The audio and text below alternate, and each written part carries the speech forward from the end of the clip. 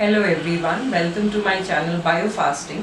So the topic today we will be covering is plasma membrane, जिसे हम cell membrane के नाम से भी जानते हैं। मैंने ये टॉपिक 3 पार्ट्स में डिवाइड किया है। पहला है जिसमें हम प्लाज्मा मेम्ब्रेन के बारे में एक इंट्रोडक्शन लेंगे। दूसरा है जिसमें स्ट्रक्चर के बारे में बात करेंगे। ये वाला पार्ट सबसे इम्पॉर्टेंट है क्योंकि मोस्टली एग्जाम्स में इसी पार्ट से क्वेश्चंस आते हैं। एंड लास्ट में उसके फंक्शंस के बारे में हम डिस्कस करेंगे। ठीक है, तो अभी अगर हम इंट्रोडक्शन से स्टार्ट करते हैं तो हम सबको पता है प्लांट सेल होता है, animal cell, prokaryotes and eukaryotes.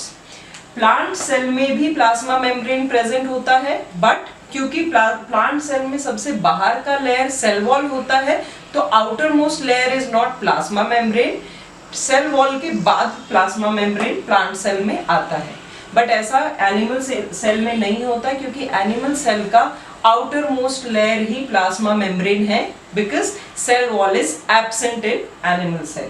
Now prokaryotes बहुत ही प्रिमिटिव टाइप के सेल्स होते हैं, उनमें मेम्ब्रेन बाउंड ऑर्गेनेल्स नहीं प्रेजेंट होते हैं, बट स्टिल प्रोकैरियोट्स में भी प्लाज्मा मेम्ब्रेन हमारा प्रेजेंट होगा। यूकैरियोट्स में और भी मेम्ब्रेन बाउंड ऑर्गेनेल्स प्रेजेंट होंगे और along with that plasma membrane will be also present in eukaryotes.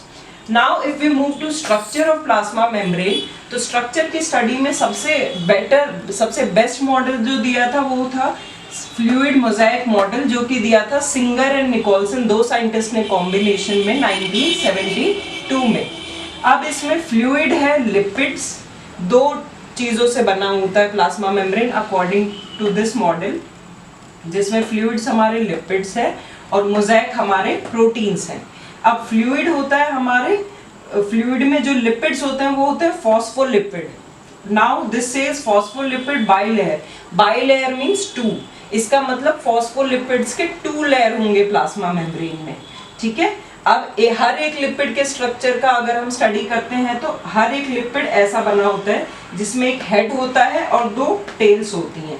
Head polar होता है और हाइड्रोफिलिक होता है, मतलब वाटर लविंग होता है हेड, और जो टेल होता है वो नॉन पोलर होता है और हाइड्रोफोबिक, मतलब जो टेल होता है वो वाटर के कांटेक्ट में नहीं रहना चाहता, वाटर हेटिंग, और वाटर से फोबिया होता है उसको, इसीलिए हाइड्रोफोबिक बोल रहे हैं। अब प्रोटीन्स की बात करें तो 2 टाइप के प्रोटीन होंगे, इंटीग्रल प्रोटीन जो एकदम एम्बेडेड होंगे प्लाज्मा मेम्ब्रेन के अंदर, बीच में धसे हुए होंगे, और पेरिफेरल प्रोटीन, पेरिफेरी का मतलब होता है बाहर का लेयर, तो जस्ट जो पेरिफेरी में होंगे, जो कि बहुत ज्यादा अटैच्ड होंगे प्लाज्मा मेम्ब्रेन से, एम्बेडेड नहीं होंगे।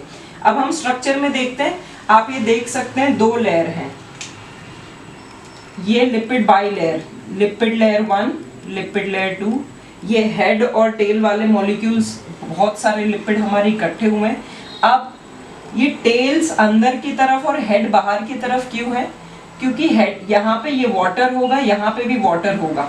जैसे कि मैंने आपको बताया था अभी कि जो हेड होता है वो हाइड्रोफिलिक होता है, मतलब उसे पानी से प्रॉब्लम नहीं है, तो क्योंकि बाहर वाटर वाला एनवायरनमेंट होगा तो दोनों तरफ हेड है, और टेल क्योंकि हाइड्रोफोबिक है, वो पानी के कांटेक्ट में नहीं रहना चाहता, तो वाटर से दूर टेल्स अपना अंदर की तरफ पॉइंटेड रखते हैं अपने आप को। सो इसी अरेंजमेंट में हमारा पूरा प्लाज्मा मेम्ब्रेन बना हुआ होता है। उसके अलावा यहाँ पे कोलेस्ट्रॉल मेम्ब्रेन्स होते हैं, और जैसे कि हमने डिस्कस किया, ये है हमारा पूरा एम्बेडेड इंटीग्रल प्रोटीन, और ये जस्ट अटैच्ड पेरिफेरल प्रोटीन। अब कोलेस्ट्रॉल सिर्फ एनिमल सेल में मिलते हैं, इनका काम होता है प्लाज्मा मेम्ब्रेन में स्टेबिलिटी और फ्लूइडिटी प्रोवाइड करना। प्लांट सेल्स में कोलेस्ट्रॉल नहीं होते, फाइटोस्टेरॉल्स होते हैं, जो कि डिफरेंट होते हैं थोड़े से। अभी हम फंक्शन की बात करें तो वैसे तो प्लाज्मा मेम्ब्रेन के बहुत फंक्शन होते हैं, एक कंपार्टमेंटाइजेशन प्रोवाइड करना, अलग अलग कंपार्टमेंट्स मिले सेल को, एक अलग इन्वायरमेंट प्रोवाइड करना, बट जो मेन फंक्शन होता है जिसकी वजह से हम प्लाज्मा मेम्ब्रेन को सेलेक्टिवली परमिएबल मेम्ब्रेन कहते हैं, मतलब वो कुछ चीज़ों को, यूजफुल चीज़ों को सेल के अंदर एंट्री देता है और बाकी चीज़ों को एंट्री नहीं देता है। तो सबसे इसका प्राइमरी फंक्शन जो कि ट्रांसपोर्ट है, उसके बारे में अगर हम बात करें तो वो 2 टाइप का होता है। पैसिव वो वाला ट्रांसपोर्ट होता है जिसमें कोई भी एनर्जी हमें सप्लाई नहीं करनी पड़ती, no external energy is required, वो हाई से लो की तरफ फ्लो करेगा, मतलब कॉन्सेंट्रेशन ग्रेडियंट को फॉलो करेगा। नॉर्मली हमने बायोलॉजी में अभी तक यही पढ़ा है कि जो ट्रांसपोर्ट होगा वो हमेशा हाई से लो की तरफ होगा। कब तक? जब दोनों कॉन्सेंट्रेशन बराबर नहीं हो जाती। तो जो चीज नेचुरली हो रही है, जो नेचर का लॉ फॉलो कर रही है, उसमें हमें कोई एनर्जी की रिक्वायरमेंट डालने की जरूरत नहीं है। इसके एग्जाम्पल है डिफ्यूजन और ऑस्मोसिस। ठीक है। अब बहुत सारी आपने ड्रिंक्स के नाम सुनोगे, active drinks. Normally energy related चीजों के लिए एक्टिव यूज किया जाता है। एक्टिव ट्रांसपोर्ट वो ट्रांसपोर्ट होगा जिसमें हमें एनर्जी एक्सटर्नली प्रोवाइड करनी पड़ेगी ट्रांसपोर्ट के लिए। वो कौन प्रोवाइड करेंगे? सोडियम और पोटेशियम पंप। और किसके थ्रू वो ट्रांसपोर्ट होगा? क्योंकि यहाँ पे हम पोलर मॉलिक्यूल्स को आउटसाइड से सेल के इनसाइड लेके जाना है, तो वो carrier protein, this protein will be acting as a carrier protein, मतलब इस प्रोटीन का सहारा लेके हमारे जो पोलर मॉलिक्यूल्स हैं वो पास करेंगे।